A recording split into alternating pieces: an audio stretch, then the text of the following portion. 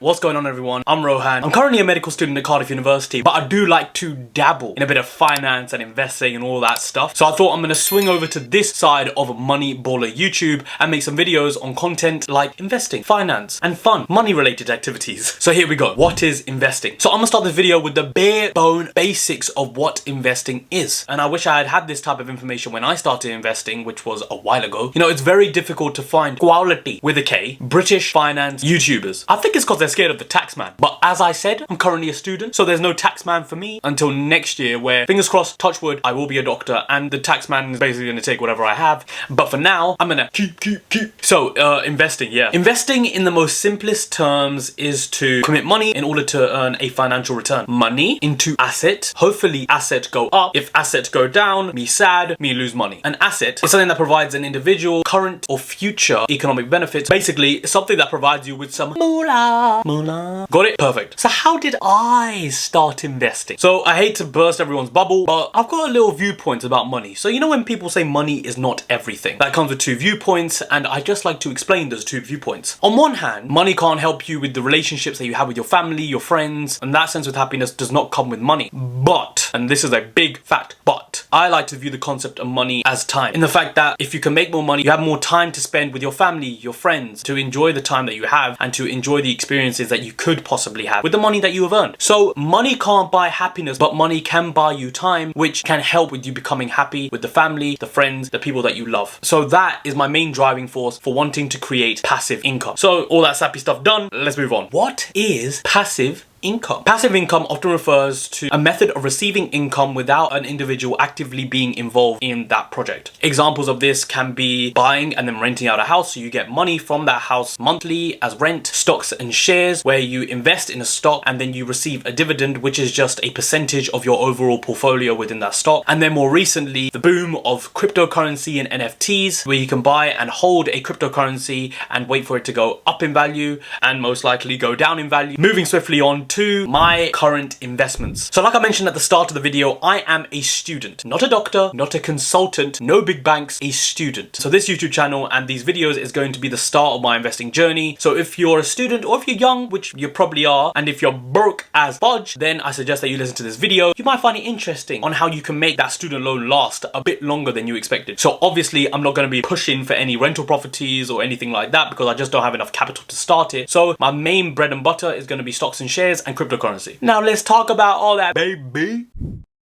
My investments with regards to stocks and shares can be divided into the platforms that I use. Firstly, I use an ISA, which is an individual savings account, to buy and hold shares of the S&P 500 using a platform known as Vanguard. So you're probably wondering, what is the S&P 500? It stands for the Standard & Poor's 500. It is the top 500 companies in the United States and is the combination of all of those into one share. In general, the S&P 500 allows any random guy or girl or them to invest any amount of capital that they may have into this share. And then that money is diversified equally between the top 500 US companies, for example, Microsoft, Facebook, Google, all that shebang. Basically, you own a little piece of the pie. The benefit of this is that you're not at the mercy of an individual stock. If one stock goes really, really low, the other one might go high, and that might break you even. Another benefit of using an ISA or an individual savings account is that it is tax-free. So when you take it out, you get all that money. The tax man is not coming for you. He is not taking your moolah.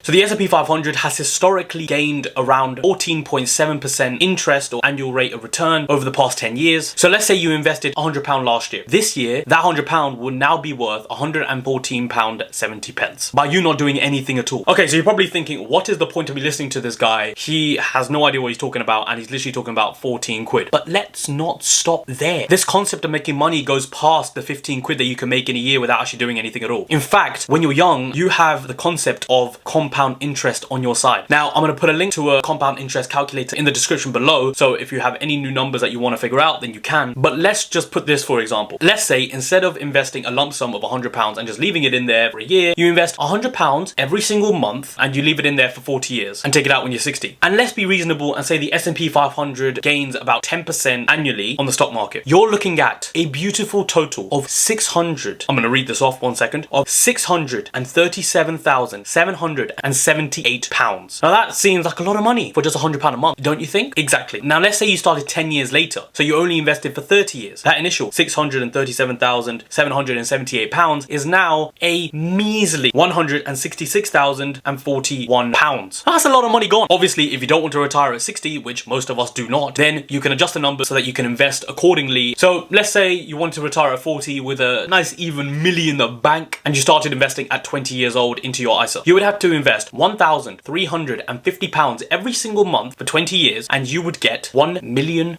in your ISA, which you could take out tax-free. Now, obviously, the hardest part will be trying to find the extra £1,350 a month to put in there, but that's for a completely separate video. I'm just going over the basics of what compound interest is. So you're probably wondering, fine, I have £1 million in the bank, I take that out. What do I do with it? So here's the cool part. If you give £1 million in that ISA account, let's say that account once again goes up by 10% every single year. You are making £100,000 every single year in that account, which you can take out. So you have £100,000 to spend every single year from your initial £1,350 a month investment every single month for 20 years. And I think most people will be quite happy to spend £100,000 every single year. You could live comfortably of £100,000 a year. Now onto cryptocurrency. Now once again, most of you are probably very young. You've definitely heard of the boom of cryptocurrency and NFTs and all that jazz. Whatever has been popping off on your TikTok. So here is a list of all the different cryptocurrencies that I'm currently invested in. They are Bitcoin, Ethereum, Cardano, Polygon, Polkadot, Engine, Solana, and Avalanche. So let's start with Bitcoin. I started in 2017 before any of my friends or any of my colleagues knew even what Bitcoin was. It's a digital currency which works free from any central control, for example, a bank or any government body. It relies on peer-to-peer software, and you hold a Bitcoin on a public ledger, for example, Coinbase or Binance, and all Bitcoin transactions are held on the blockchain, which is publicly broadcast for anyone to see around the world. All transaction is publicly broadcast and collected by miners who then store it permanently on the blockchain. Now that was a lot of information, so let's go on to what each one actually means. So what is a miner? A miner isn't actually somebody who's like mining coal. It's in fact a computerized system or an individual who goes through all of the coded data. Bitcoin and other cryptocurrencies are basically a string of zeros, ones, dashes, words, all that stuff. So miners work by trying to find the series of code which makes up a Bitcoin, for example. And the blockchain is just where all of the transactions go and it's stored there permanently for everyone to see. Hope that makes sense. Okay, so now going into what each type of cryptocurrency actually is. I've just explained Bitcoin, so what about Ethereum? So Ethereum is a similar form to digital currency like Bitcoin. Not only does Ethereum aim to be a source of payment using cryptocurrency, it also aims to be able to store computer data. And it was initially intended to be a complement to Bitcoin and not its competition. Cardano is another form of cryptocurrency and was designed to be a flexible and sustainable method to run and design smart contracts. So a smart contract is basically a digital contract on the blockchain, which automatically is initiated or performed when the predetermined criteria or requirements are met. This is used to automate workflow. Polygon aims to work alongside Ethereum and to tackle the limitations associated with the high transaction fees. So Ethereum, like Bitcoin, needs miners. This all costs money, and each miner takes a little fee. However, in Ethereum's case, that fee is humongous. Polygon aims to be the solution and have very cheap transaction fees. So Polkadot is another cryptocurrency which was initially designed to allow easy flow between blockchains which otherwise aren't able to communicate. For example, Bitcoin and Ethereum blockchains can't communicate, so Polygon was aimed to be the bridge between the two. Engine coin was another cryptocurrency which was designed to be specifically towards NFTs or non-fungible tokens. NFTs are basically art or other forms of digital pieces which can be bought and then sold on the blockchain. So you can basically buy, most of you are probably aware of the Bored Apes, which have gone for like £400,000. That is then stored on the blockchain and then you can resell that to other individuals for a higher price and make some profit. And Engine coin is being used to directly back the value of the NFTs which are minted. Solana is another form of cryptocurrency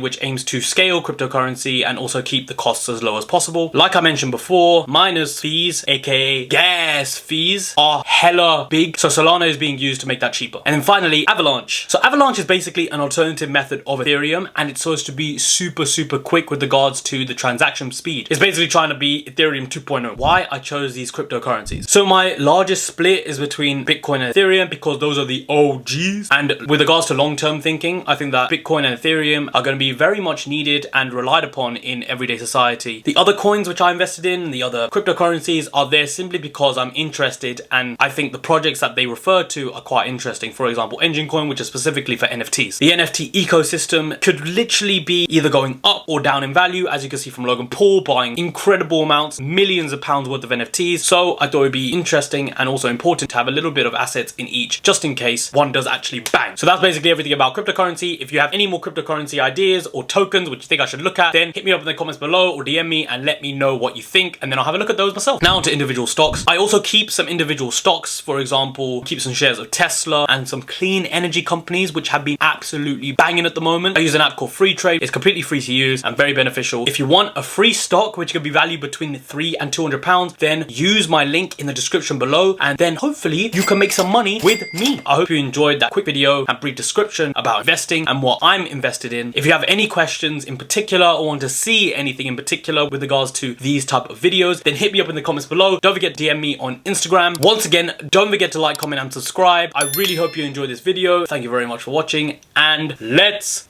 go.